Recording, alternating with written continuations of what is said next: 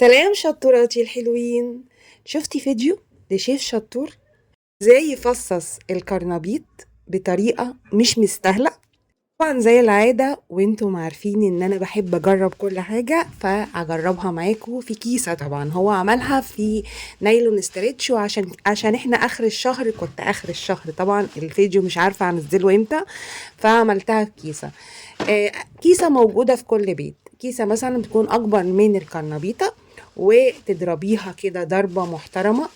بس طبعا في الأول ضربتها فمكنتش ماسكة الكرنبيطة كويس زي ما هو كان ماسكها، فلازم تمسكيها من الراس بتاعتها وتضربي فيها كده، ويستحسن في حتة تكون ثابتة، يعني في ترابيزة تكون ثابتة معاكي، مش بتتهز. ممكن في الارض، يعني ممكن تضربيها ضربتين في الارض هتديكي نتيجة مذهلة.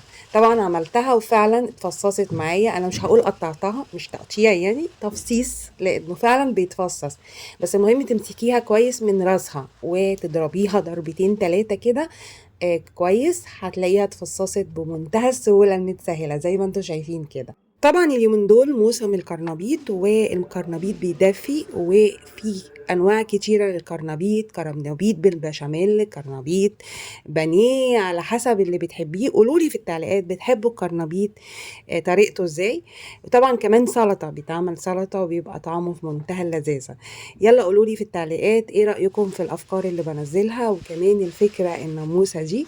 وكانت معاكم مها القناوي، مع السلامه.